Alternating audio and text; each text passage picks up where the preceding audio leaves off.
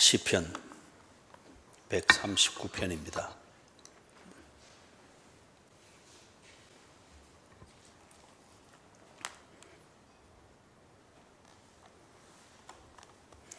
시편 139편.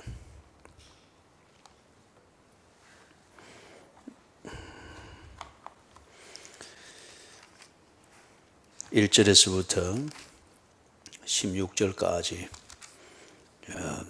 제가 먼저 1절에서부터 6절까지 봉독합니다.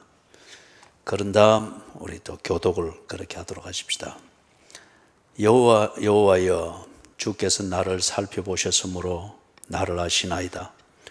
주께서 내가 앉고 일어섬을 아시고 멀리서도 나의 생각을 밝게 하시오며 나의 모든 길과 내가 눕는 것을 살펴보셨으므로 나의 모든 행위를 익히 아시오니 여호와여, 내 혀의 말을 알지 못하시는 것이 하나도 없으시니이다. 주께서 나의 앞뒤를 둘러싸시고 내게 안수하셨나이다. 이 지식이 내게 너무 기이하니 높아서 내가 능히 미치지 못하나이다.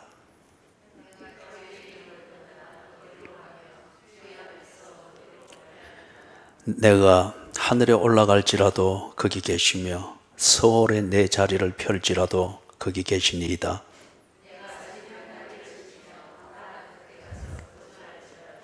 거기서도 주의 손이 나를 인도하시며 주의 오른손이 나를 붙드시리이다.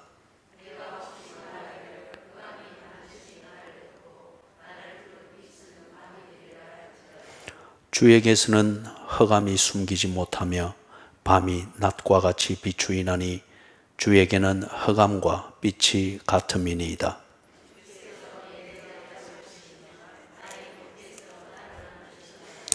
내가 주께 감사하오면 나를 지으심이 심히 기묘하심이라.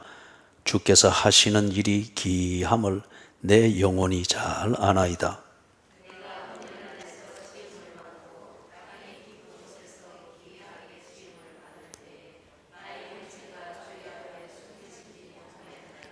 같이 읽습니다. 내 형질이 이루어지기 전에 주의 눈이 보셨으며 나를 위하여 정한 날이 하루도 되기 전에 주의 책에 다 기록이 되었나이다. 아멘. 포기하지 마십시오. 하나님을 신뢰하십시오. 포기하지 마십시오. 하나님이 당신을 알고 계십니다. 포기하지 마십시오. 하나님은 당신을 위하여서 계획을 가지고 계시고 진행하고 계십니다. 내게 안 보인다고 해서 없는 것이 아니며 내가 이해가 안 된다고 해서 하나님이 잘못된 계획을 가지고 있는 것이 아니며 내가 지금 좌절감을 느낀다고 해서 하나님의 능력이 그만큼에서 끝났다는 것을 의미하는 게 아닙니다. 사람은 자기가 무언가를 하려고 할 때 그게 지성적 깨달음에서의 결론으로 하고자 하는 수도 있고 감정이 어느 쪽으로 몰려가는 감정의 구름이 나로 하여금 무언가를 하도록 밀어붙이는 게 있습니다.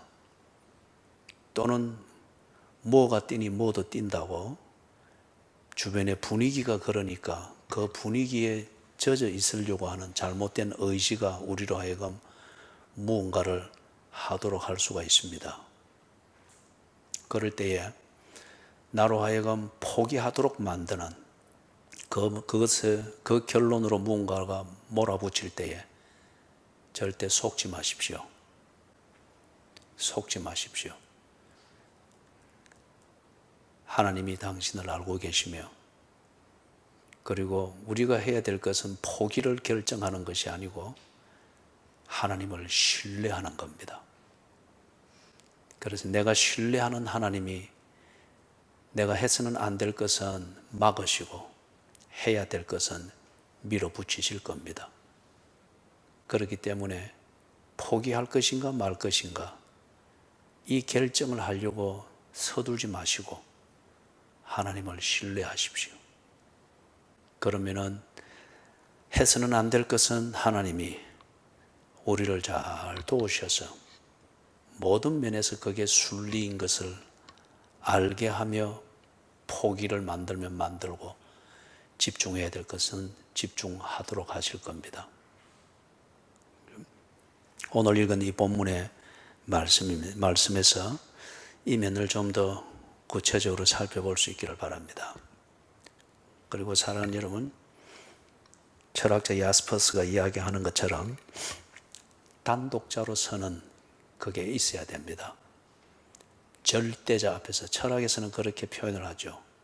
절대자 앞에서 분위기에 젖어 사는 것도 아니고 만들어진 이론과 사고의 틀 안에서 묻어가는 삶도 아니고, 그래서 그것에 맞으면은 내가 괜찮은 척 스스로 쏟고 착각하는 것이 아니고 절대자 앞에서 나는 나로서 그 앞에 단독자로 서는 겁니다.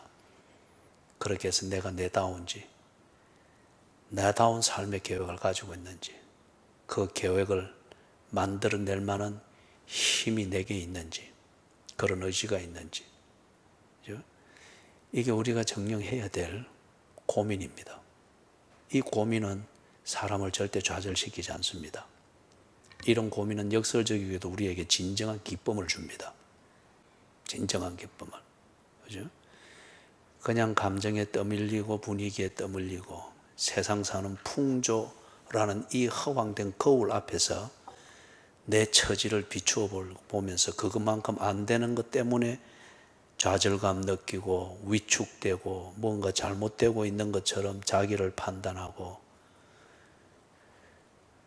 그런 그 종류의 고민은 참 건강하지 못한 고민이죠.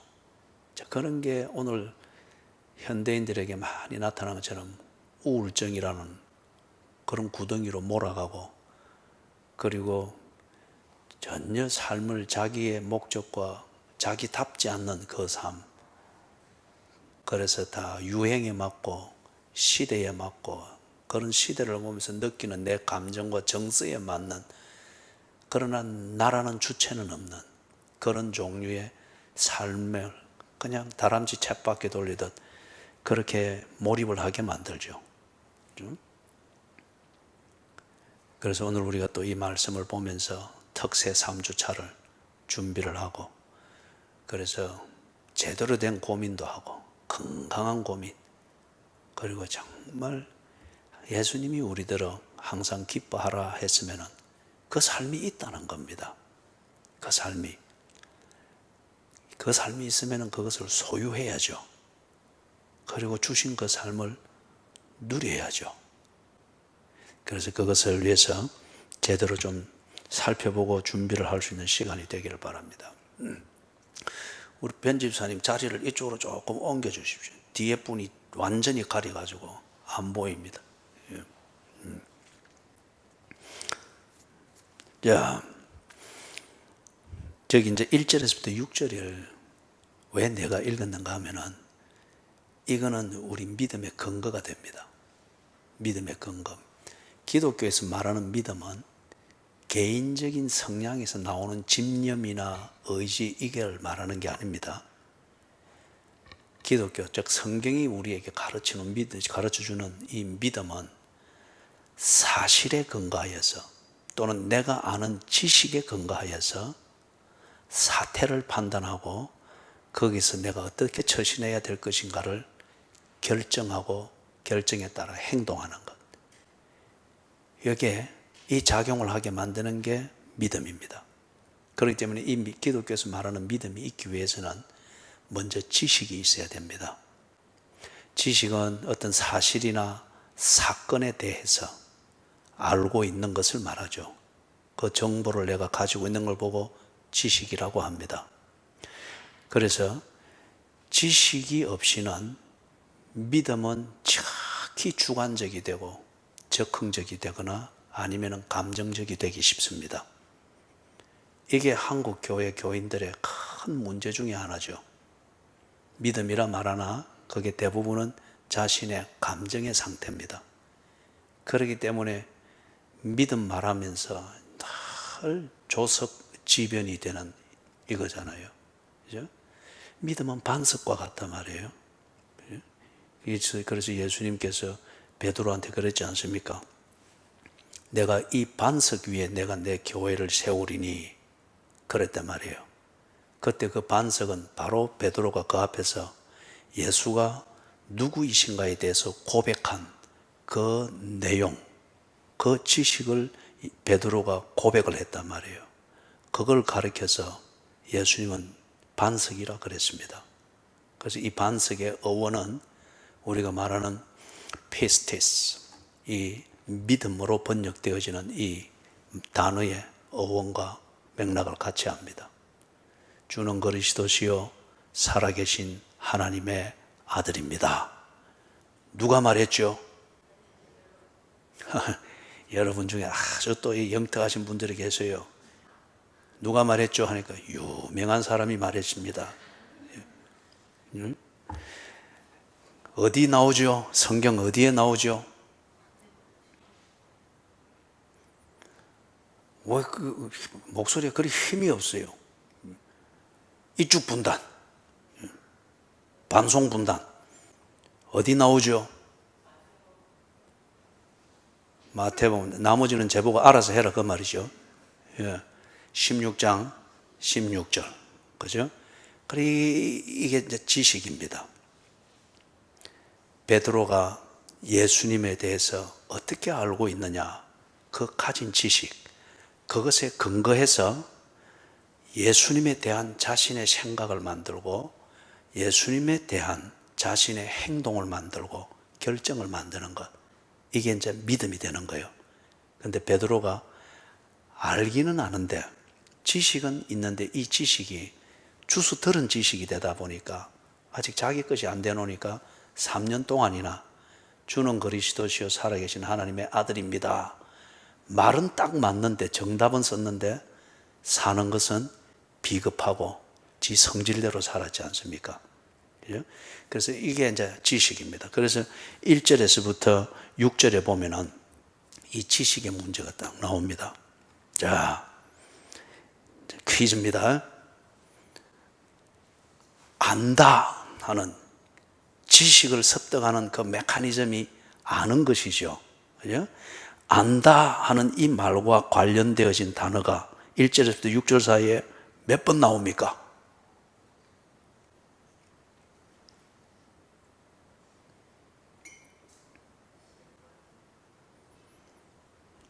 세 번. 어느 남자분이 그렇게 대답했습니다. 4번. 어느 여성분이 또 그렇게 대답을 했습니다. 또 다른 또 답이 있습니까? 자, 그러면 보십시다. 딱 부르면 이제 줄을 딱딱 치십시오. 1절에 나를 아시나이다 있죠. 그 다음에 2절에는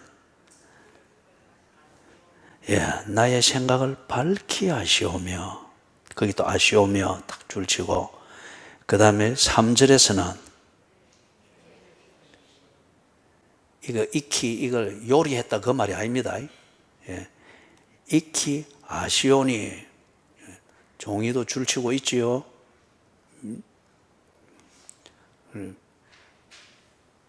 볼펜 하나 빌려줘 있어.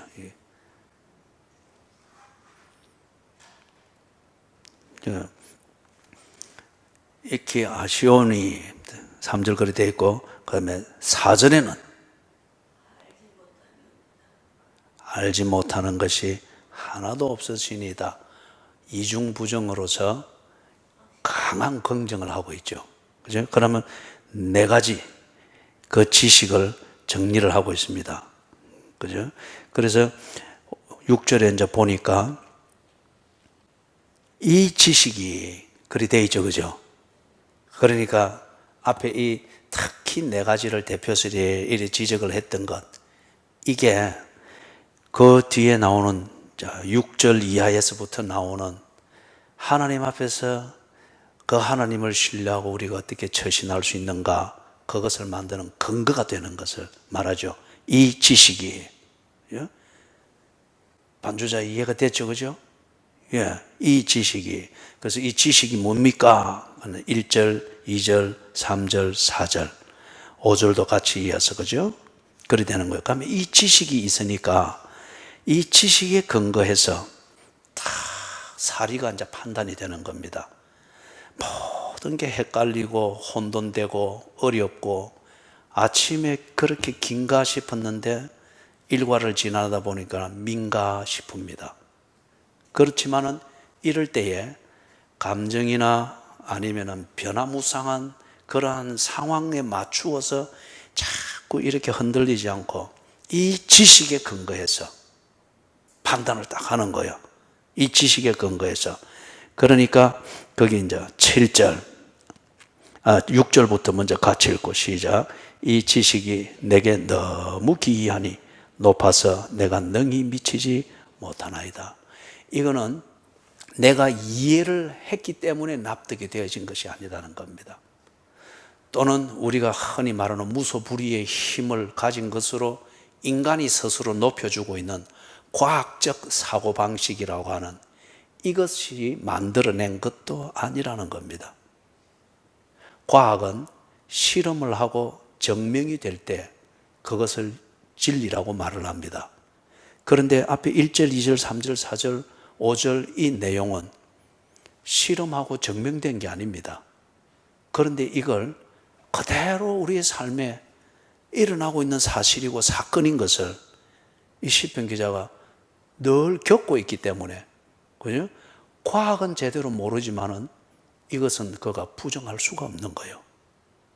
무슨 말씀인지 알겠죠? 그렇기 때문에 6절에서 이 지식이 내게 너무 기이하니 높아서 내가 능히 미치지 못하나이다.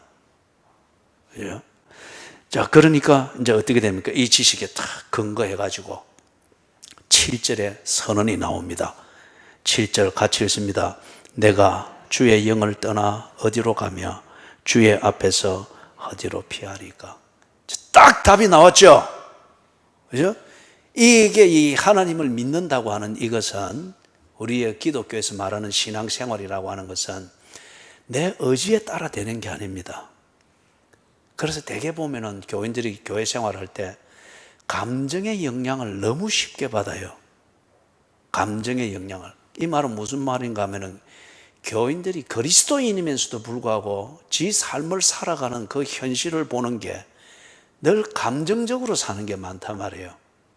그래서 어느 상황이 되면 지 감정이 여려지면은 다 힘 빠져버리고, 또 어느 상황이 되어가지고 감정이 좀 탁 업되면은 모든 걸 다 할 수 있는 것처럼 또 무분별하게 무리를 한단 말이에요.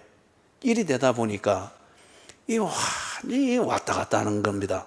본인 스스로도 이게 힘든 거예요. 그리스도인이 신앙생활을 하는 것, 또는 그리스도인으로서 자고 일어나고 일하고 휴식을 가지고 하는 이 일상을 사는 것, 이거는 우리의 감정대로 하는 것이 아니고 지식에 근거하여 사리를 판단해야 합니다. 이때 이 지식을 믿고 사리를 판단하여 딱 그렇게 처신을 하는 것, 이걸 보고 믿음이라고 합니다. 믿음.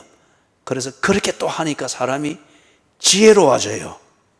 아주 지혜로워져요. 그죠? 보십시오. 지금 이 교회에 앉아있는 이 수많은 부부들이, 수많은 부부들이 있죠. 얼마나 행복해 보입니까? 한 2개월 전까지만 해도 김 목사님 휘휘 돌아볼 거 없습니다. 수많은 부부들이 차가 있으니까. 한 2개월 전만 해도 아내는 이쪽 끝에 앉고 남편은 저쪽 끝에 앉고 그랬단 말이에요. 지금 보세요.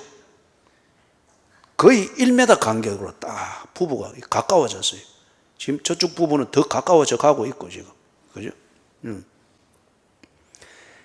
이 친밀한, 예를 들면 친밀한 부부 관계를 만들고 불필요한 불화를 없애기 위해서 에베소서 5장 21절에 있는 것처럼 피차 복종하라. 이것을 깨닫고 그 지식 위에서 권위로 눌러서 되는 게 아니구나. 피차 복종함이 있어야 되는구나. 이 지식에 근거해서 나를 다듬고 성찰하여 남편과 아내가 서로 함께 지어져 갈 수 있도록 이걸 내게 맞춰 이랬는데 딱 성경을 보니까 피차 복종하라. 이 지식을 딱 받아들이고 내게 맞출 수 있는 것. 그 개성은 인정하고 나의 불필요한 부분들을 다 깎으니까 이래 남편과 아내가 서로 지어져 가는 거예요. 이게 이 지식에 근거해서 남편의 도리, 아내의 도리를 어떻게 해야 되는가 성경이 가르치는 대로 그 지식을 믿고 딱 그래 하니까 딱 지어지는 거예요. 지금 보세요. 남편과 아내가 얼마나 가까이 앉아 있는지. 코로나19도 이거는 끼어들 수 없도록 다 가까워져 있는지. 제가 지금 너무 어거지를 말하는 것 같습니까?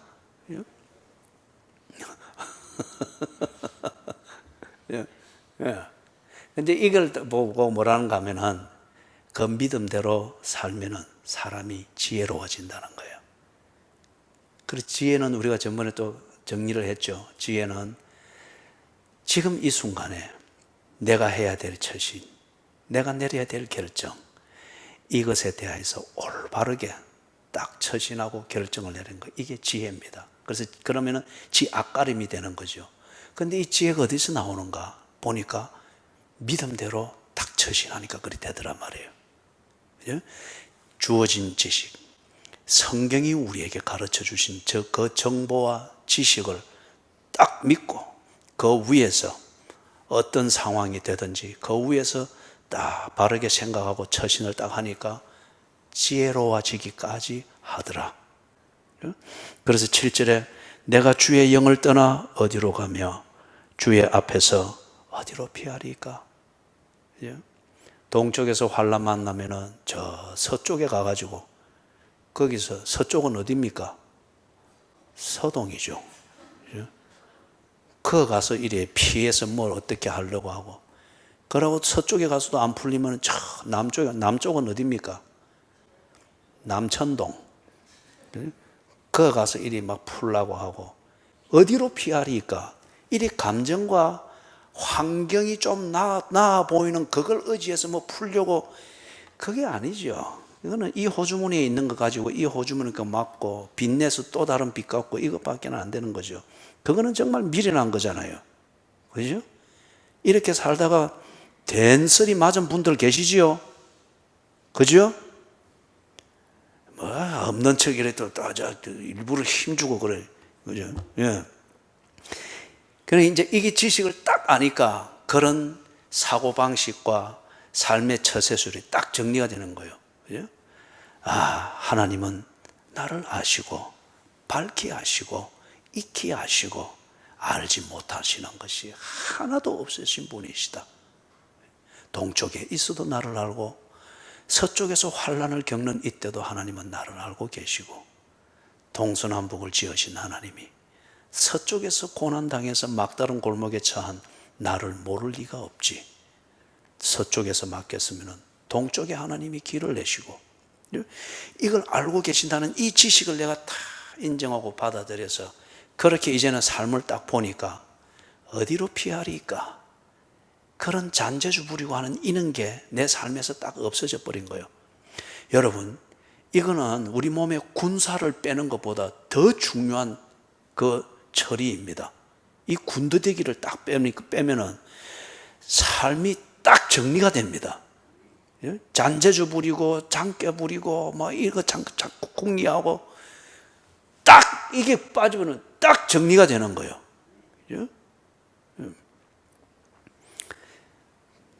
7절 같이 또 찬송하는 그 운율로서 같이 또 한번 읽어봅니다. 시작.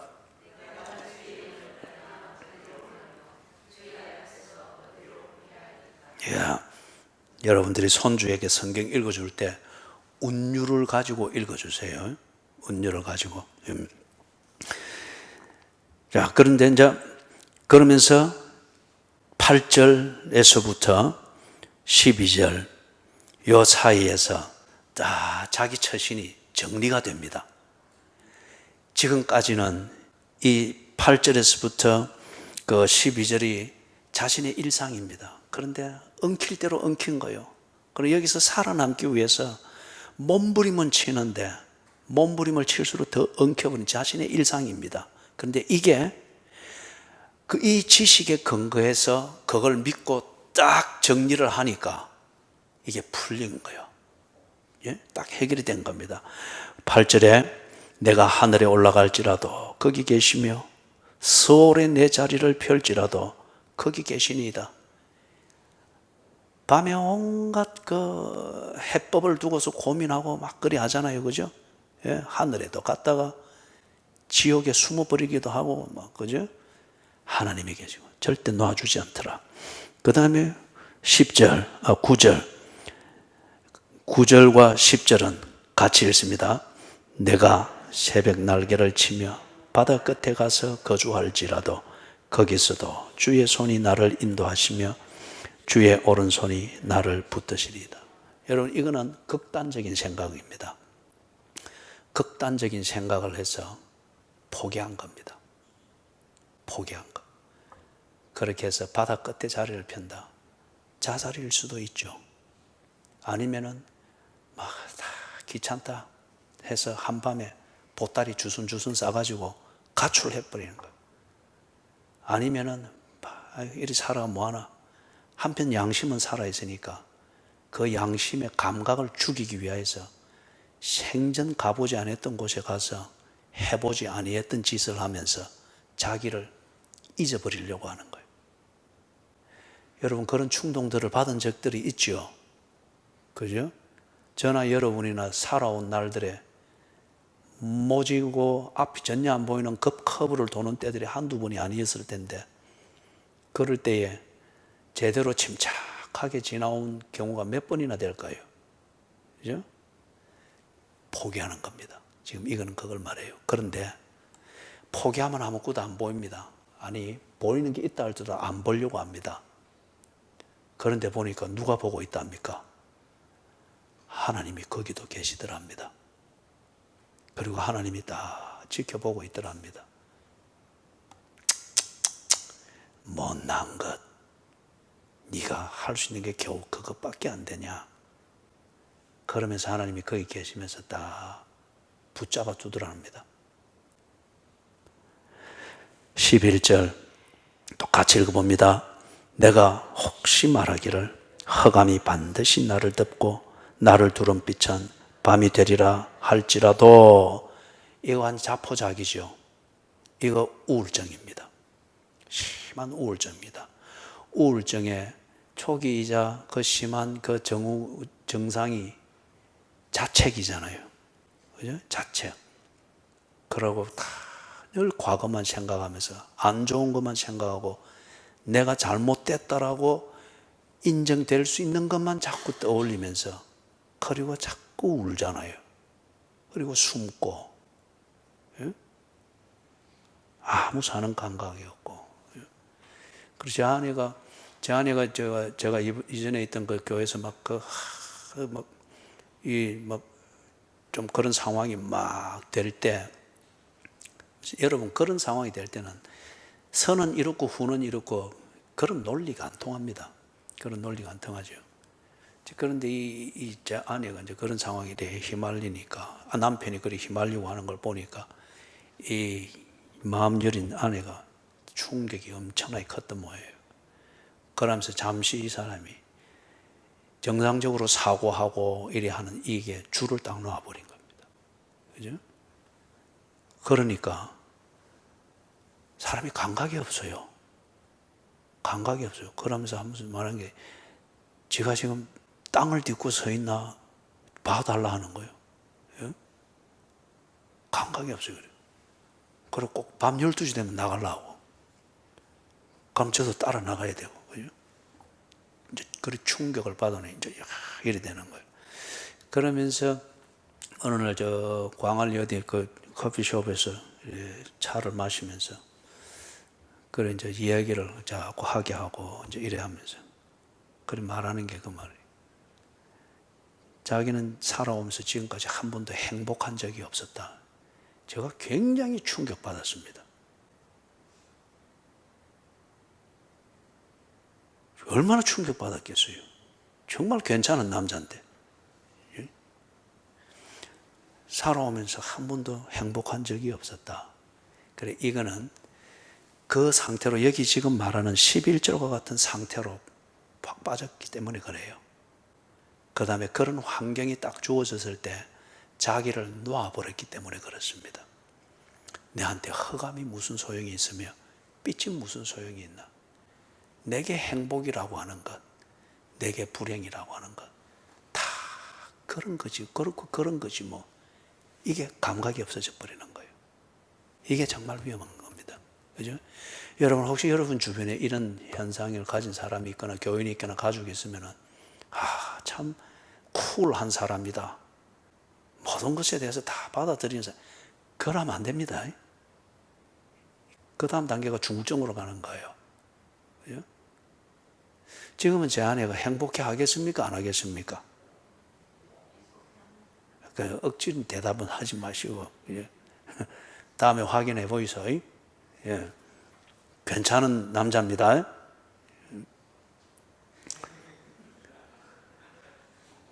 그 말하면 얼굴을 돌리고 그래요. 예.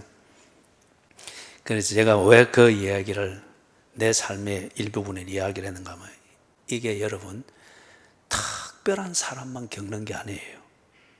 어떤 면에서는 열심히 살려고 하는 사람, 그리고 정직하고 착하게 살려고 하는 사람, 남에게 조금이라도 피해 입히는 것을 참 힘들어하는 사람, 그리고 가족을 사랑하는 사람, 또 아주 자기를 희생하여서 어떻게든지 가족, 나중에는 나를 사랑해주는 사람을 위해서 살려고 하는 그런 사람들이 때로 이런 경우를 겪습니다.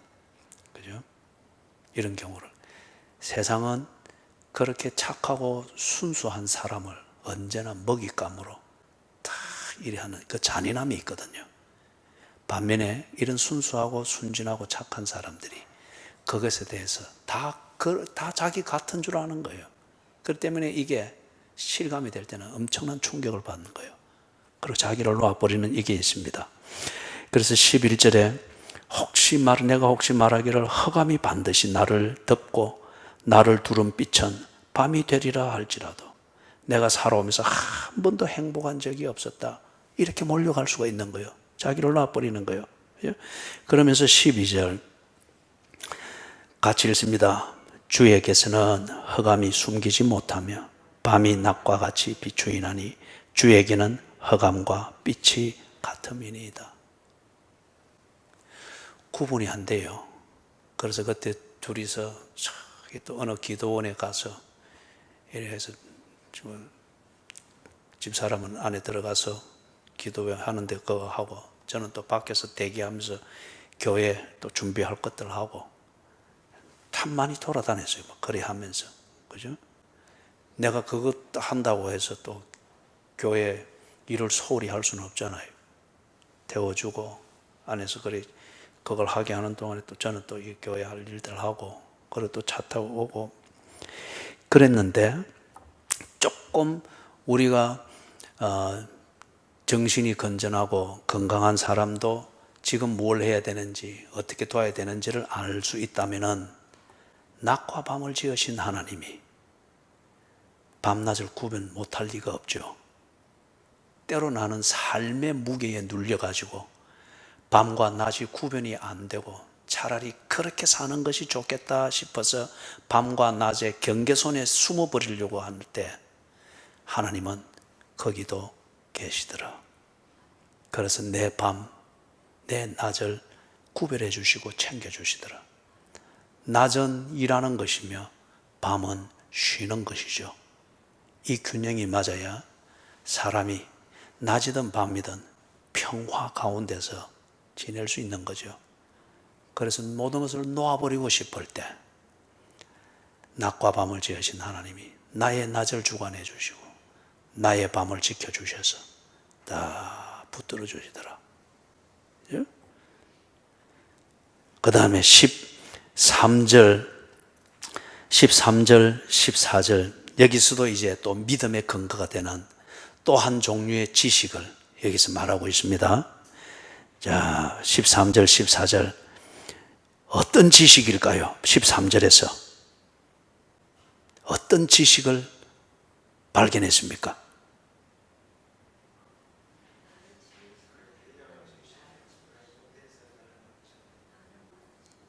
그죠? 하나님이 나를 지으셨다. 이 지식을 깨달았습니다. 이것을 깨달았다는, 딱 이것을 깨달아 놓으니까 이제 14절, 내가 주께 감사하오면 나를 지으심이 심히 기묘하심이라 주께서 하시는 일이 기함을 내 영혼이 잘 아나이다. 자, 그러면은 조금 어려운 퀴즈입니다. 13절, 14절을 딱 묶어서 거기 이제 14절 끝에 보니까 잘 아나이다. 지식을 딱 습득을 했죠, 그죠? 자, 여기서 습득한 잘 알게 된 그 지식의 내용이 뭡니까? 아까 나를 지으셨나이다 이건 말했죠. 근데 그것만은 아니죠. 나를 지으셨다는 이것을, 이 지식을 알았기 때문에 그 다음 또 어떤 지식이 또 해결이 됐습니까?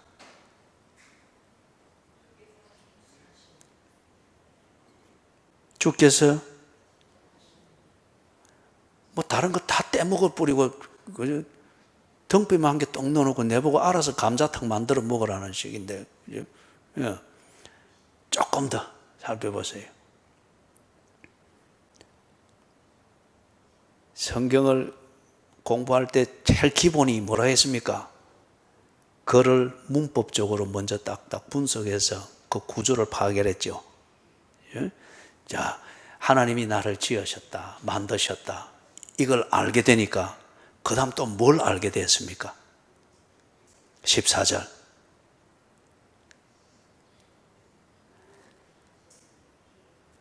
14절의 첫 번째는 나를 지으심이 심히 기묘하다.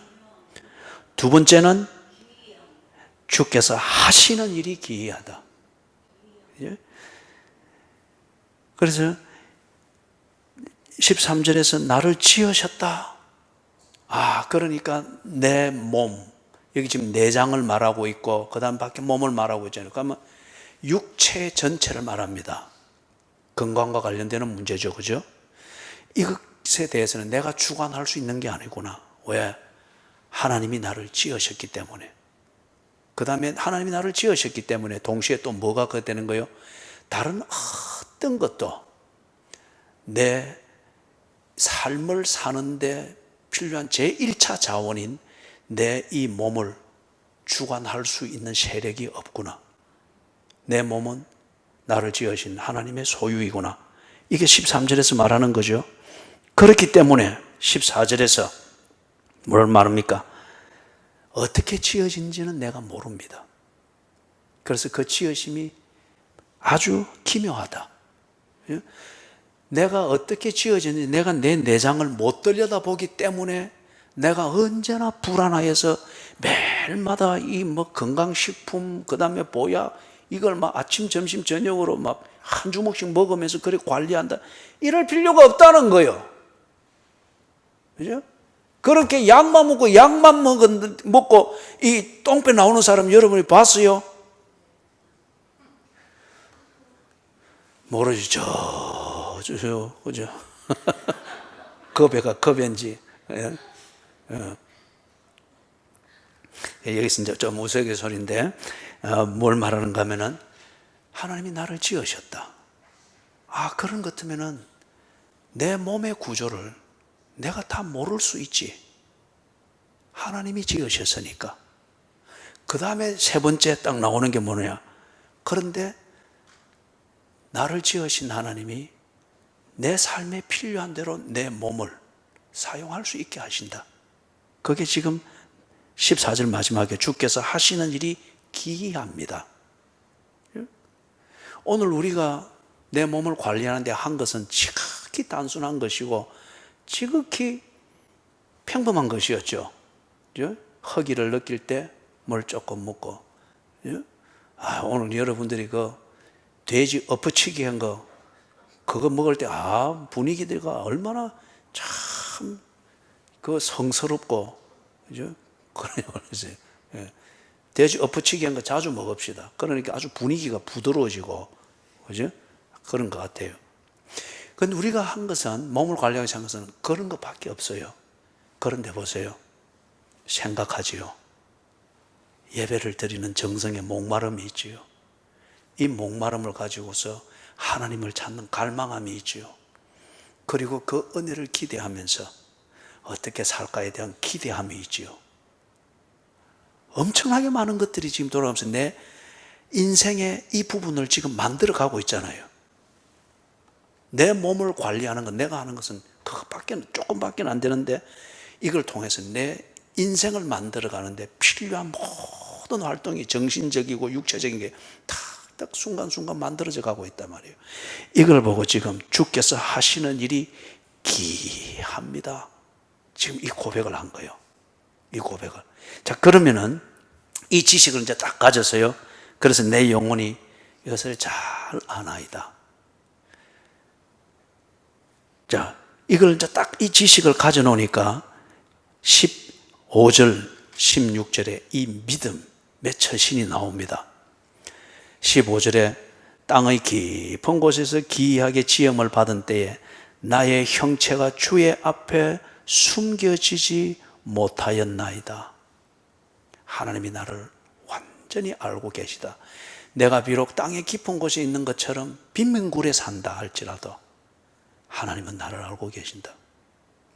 내가 지금 악성 사체에, 실수로 그렇게 만든 그 악성 사체에 그 매서 매여가지고 아내가 알까 싶어서 조바심 하면서 그렇게 해서 막 피를 말리면서 이렇게 사는 여기에, 그런데 딱 이 지식이 있으면은 하나님이 나를 알고 계신다. 여러분, 이거 정말 조심해야 됩니다. 가정을 세우고 자식들을 돕기 위해서, 그래서 좀 대학 갈 돈도 마련하기 위해서 목돈을 좀 필요한 경우가 있잖아요. 그걸 위해서 좀 무리해서 돈 번답시고 이랬는데, 그럴 때 잘못하면 사기당하기 쉽단 말이에요. 어떤 한 착한 그 가장이 그렇게 당했습니다. 이 경제 사범, 정과 5범, 6범짜리들이 이 사람한테 딱 붙은 거예요. 어느 교회 집사님인데. 그러면서 이 사람이 어떻게 하청, 원청에서 하청에 주는 재료가 있죠. 이걸 실어다 날라주는 일하는데 아주 성실한 분이었어요. 어느 교회 집사님인데. 그러면서 여기 싹 저 하청 업체에 있는 것처럼 하면서 이 두 명이 달라붙은 겁니다. 그러면서 살살 꼬드기를 시작한 거예요. 이거 유망 직종입니다. 그래서 김형이 이거 차리면은 우리가 적극 도울 테니까 이거 하면 대박 터집니다. 자기도 이래 보니까 이거 누구서 떡 묶이 같거든. 그죠?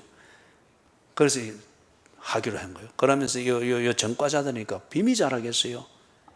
당신이 자금을 얼마를 대십시오.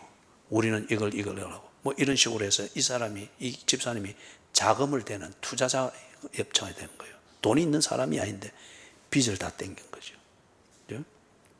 수천만 원을 땡겨가지고 이랬다. 그리고 물건을 쫙 넣었습니다. 아주 헐값에. 그리고 새로 든 창고에 딱 잠갔는데, 다음 날 창고가 열려있고 안에 물건이 아무것도 없어진 거예요. 이 사람들이 솔랑 다 실어간 겁니다. 뒤에 이제 살펴보는 종적을 감춰버린 거예요. 그러면 뭐만 남은 거예요? 이 사람이 투자한 빚만 남은 거예요. 그 당시 수천만 원. 거기에 사채도 있단 말이에요. 그러니까 이걸 갚을 길이 없으니까 어떻게 합니까? 그때부터 이제 대리운전으로 뛰는 겁니다. 대리운전 그때 한 건 뛰면 얼마 주고 이게 되니까 전국을 누면서 대리운전을 하니까 잠을 못 자는 거라. 이게 이제 막 빚에 쪼들리고 이걸 갚기 위해서 대리운전 뛰고 막 또 투잡 뛰고 하면서 막 그래 해 나가다 보니까 몸이 안 되잖아요. 나중에 눈이 한쪽이 튀어나오는 거예요. 내 안에서 이게 핏줄이 늘어지고 하면서 눈이 튀어나오는 거예요. 그러고 이 정신이 마비되는 거예요. 그래서 놀래가지고 저기 옛날에 이분이 참 은혜 받고 했던 그 기도원으로 가게 해가지고 거기서 막 눈물, 콧물, 범벅으로 다 쏟으면서 이와 같은, 이 구절은 아닌데 이와 같은 말씀. 그죠? 내가 이 지경에 처해 있어도 나를 지으신 하나님이 나를 알고 계시고 나를 보고 계신다. 한쪽 눈이 거의 튀어나온 이 상황에서도 그러면서 이게 다시금 다 정리가 되어진 거예요. 물론 그래서 누가 뭐 돈 뭉태기를 주고 갚아진 건 아니에요. 그런데 일을 하는 이게 그냥 절박감만으로 되는 건 아닌 거예요. 정리가 되는 거죠. 차근차근해서 다 정리했어요. 지금 참 훌륭한 장로로 또 본인이 그렇게 젊은 시절 겪어놓으니까 좋은 그러한 교인들에게 삶의 얘기를 나누면서 좋은 장로로 그렇게 심무를 하고 있습니다. 하나님이 나를 지으셨기 때문에 땅의 깊은 곳에 내가 그리 처박혀 있는 것처럼 그리 되었을지라도 하나님은 나를 아시는 거예요. 나는 절대 흙덩어리가 아니고 하나님이 지으신 하나님의 형상의 사람인 것을 하나님은 보고 계시는 거예요. 주 앞에 숨겨지지 못하였나이다. 그래요? 이런 종류의 곤란을 겪고 있는 분이 있다면 자꾸 숨기려고 하고 숨으려고 하지 말고 이 지식에 근거해서 생각을 달리 하십시오. 16절에서는 이 지식에 근거해서 이 믿음의 처신이 16절에 또 만들어집니다. 같이 읽습니다. 내 형질이 이루어지기 전에 주의 눈이 보셨으며 나를 위하여 정한 날이 하루도 되기 전에 주의 책에 다 기록이 되었나이다. 우리 연우 할아버지 할머니는 연우가 태어났기 때문에 눈에 보이는 것만 봅니다.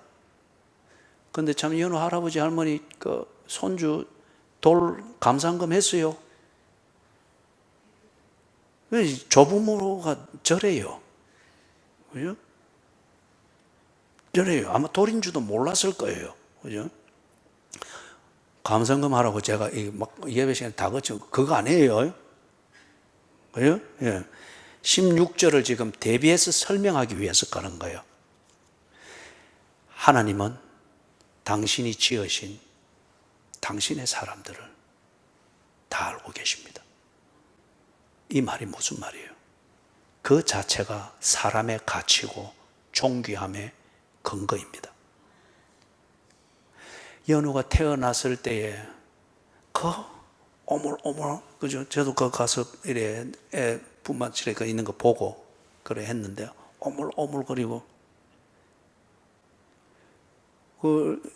어제 그 포털에 올라온 또 그런 찌라시 같은 뉴스 이래 하나 보니까 거기 뭡니까? 중고 판매 시장 이베이입니까? 어디 그 라임이라고 하는 거기에 올렸는데 이 철딱선이 없는 이 젊은 엄마가 낳은 아이 몇 주 됐습니까?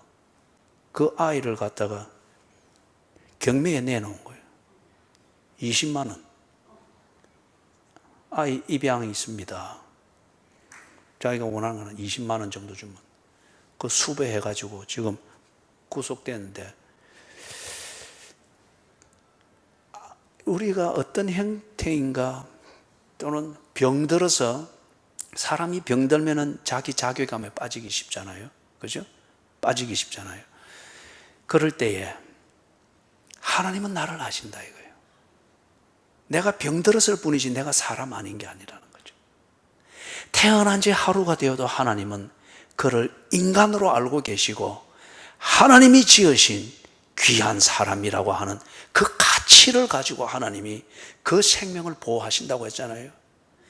사람의 존귀함은 병들었다는 이것 때문에 그 존귀함이 감가상각이 계산 대상이 되는 것이 아니라는 거죠. 기능 중심으로 움직여지는 자본주의 사회에서는 그럴지 모르지만 그러나 본질적으로는 하나님이 지어주고 하나님께서 그 인생을 만들어 가시기 때문에 그 자체로 precious, 귀하다는 거예요. 소중하다는 거예요. 그렇기 때문에 우리가 새벽기도 어느 본문이었습니까? 있는 모습 그대로 주님 앞으로 나아가는 것.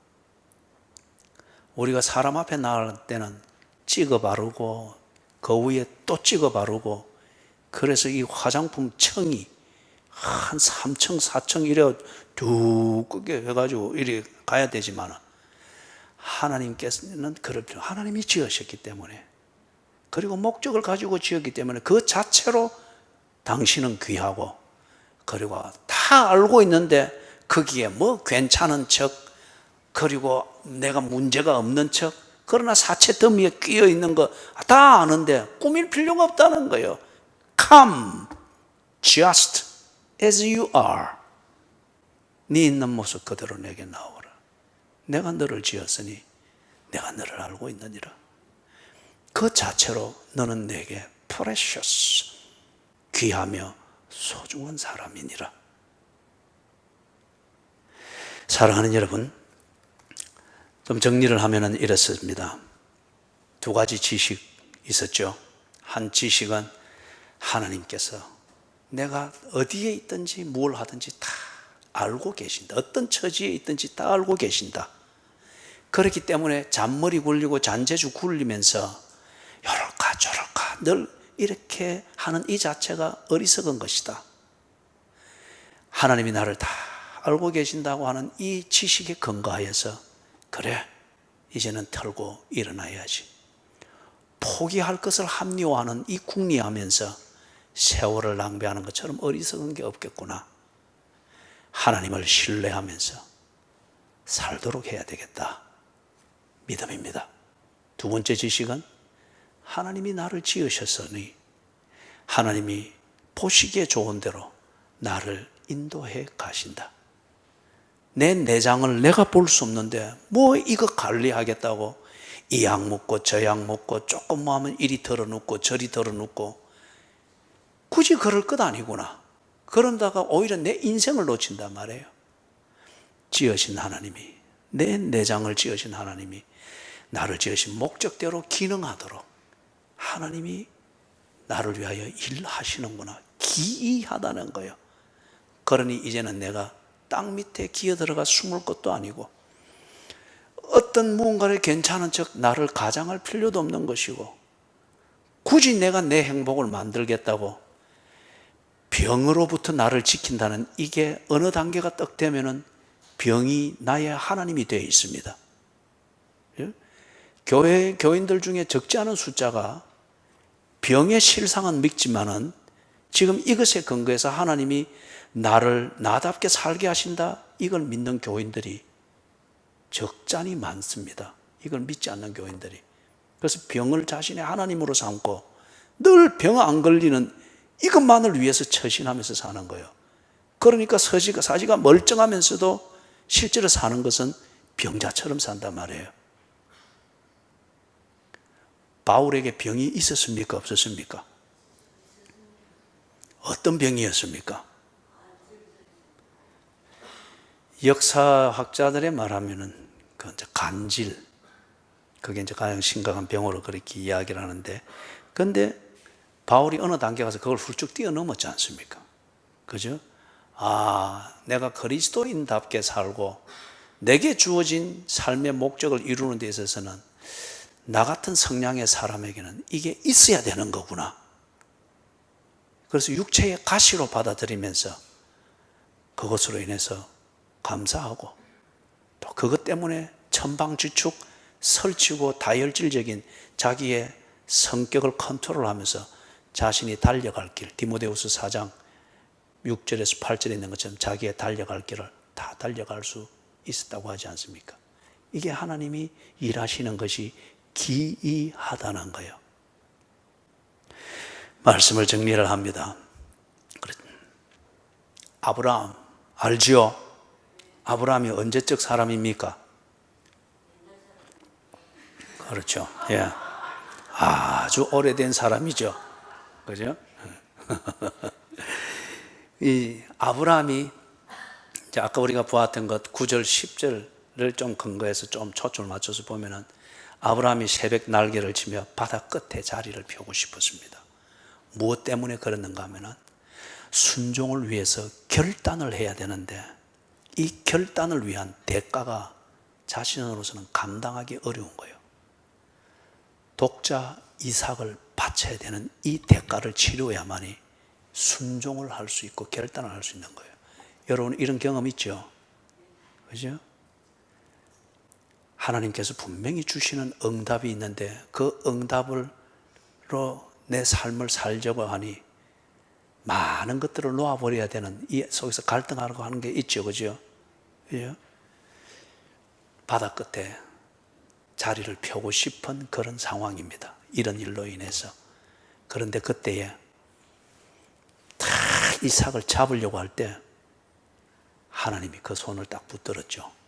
아브라함아, 아브라함아, 네 아들 이삭에게 손대지 마라. 그러면서 뒤에 수량이 있는 것을 보게 했죠. 바다 끝에 자리를 펼지라도 거기에 하나님이 계시더라. 순종을 위해서 결단하는 것, 그것을 감정적으로 하지 말고 이 지식에, 성경을 통해서 확인된 지식에 근거해서 결단을 고민하십시오.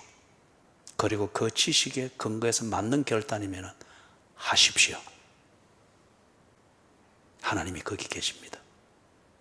당신의 아들을 죽게 하지 아니할 겁니다. 그 다음에 엘리야는 번아웃 됐습니다. 탈진됐다는 거죠. 자기 열정에 자기가 태워져서 소진돼 버린 거예요. 열왕기상 19장 이를 보면은 아주 열정적인 계획을 하잖아요. 그죠? 바알과 아세라의 선지자 850명을 상대해서 한 명이 딱, 물 더 갖다 보라. 너가 시간 더 있다 더 해라. 아주 막 호연지기도 있고. 그런데 나중에 어떻게 됩니까? 완전히 지쳐버렸죠. 그리고 더 어떻게 해야 될 그것도 기력도 없고, 반면에 아세라가 기세 등등 해가지고 지명수배 해가지고 이제 잡히면 죽는 거잖아요. 위기는 절박한데 감당해낼 자기 힘은, 기력은 다 빠져버렸습니다. 열정이었죠. 다 소진되어 버렸습니다. 그래서 저 남쪽으로 도망가가지고 거기서 로뎀 나무 아래 이래 누워가지고 죽기를 자청했잖아요. 하나님 마 죽여주이소. 그죠? 더럽게 죽느니 제가 하나님 손에서 명예롭게 죽기를 원합니다. 여러분, 폼 잡는다고 해서 포기하는 옹졸함과 비겁함이 상쇄되는 게 아닙니다. 포기는 포기입니다. 그래서 하나님께서 엘리야의 그 청을 안 들었습니다. 물과 떡을 먹여가지고, 그죠? 떡을 먹여가지고 딱 일어나서 가게 하잖아요. 죽기를 자청하는, 바다 끝에 자리를 핀, 지의 열정으로 신앙생활하던 이 열정이 다 타버리니까 아무것도 없는 거, 여러분 그런 경험들 많이 했죠? 그죠? 그래서 열정을 믿으면 안 됩니다. 열정은 사용해야 될 한순간의 자원입니다.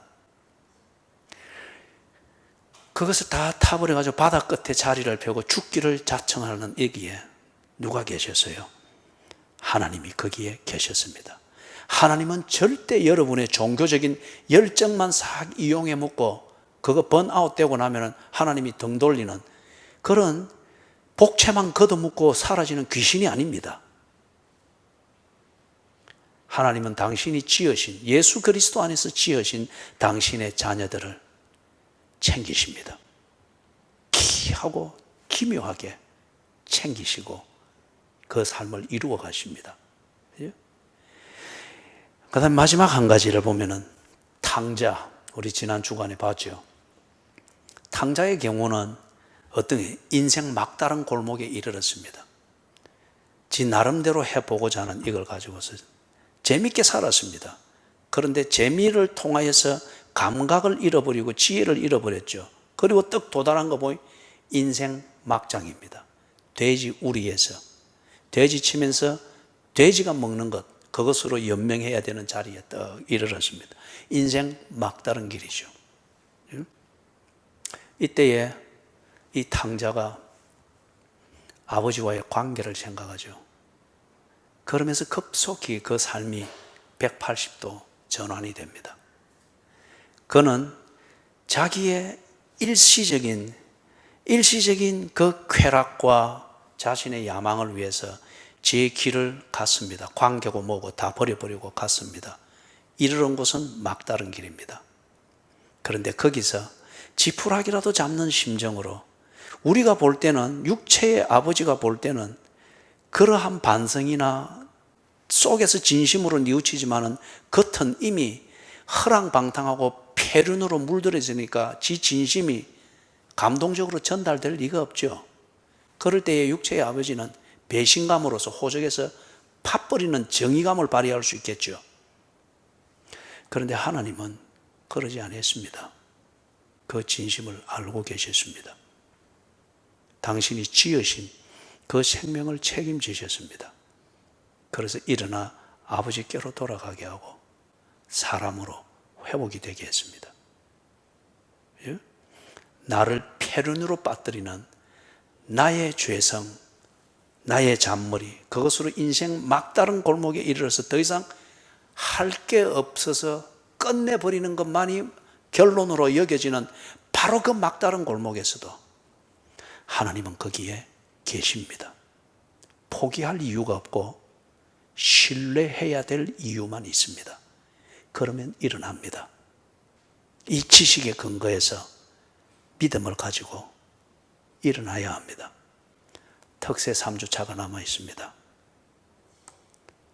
기도를 포기하지 마시고 그 다음 여러분이 기도하면서 하나님을 우러러 볼 때 여러분의 삶의 문제, 여러분을 포기하도록 만들고 포기하는 것이 합리적인 대안이라 여겨지도록 만드는 그 속에 갇혀 있지 말고 신뢰라는 줄을 붙잡고 하나님을 향하여서 눈을 드십시오.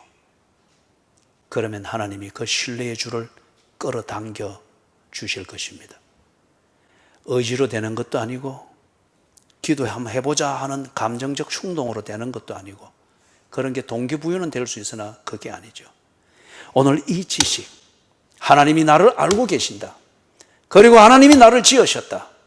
이 지식을 여러분들이 받아들일 수 있다고 하면은 이 지식에 근거해서 살아야 될 문제를 두고 하나님을 신뢰하십시오. 그 신뢰를 가지고 하나님께 기도하십시오. 할 수 있는 대로 나와서 기도하십시오. 그러나 하나님만이 아실 수 있는 여러분의 사정이 있습니다. 그럴 때에 여러분의 그 자리에서 하나님을 우러러 보며 기도하도록 하십시오. 포기하지 마십시오. 하나님을 신뢰하십시오. 포기하면서 거리에서 방황할 이유는 없습니다. 어디에서든 하나님을 신뢰해야 될 이 이유가 있고 그것이 우리를 포기를 생각하는 그 자리, 바다 끝에서 다시금 내 삶의 자리로 끌어들이는 길이 될 것입니다. 이 은혜를 우리가 함께 나누어야 되겠지요. 자, 우리 자리에 다 일어나서 주는 완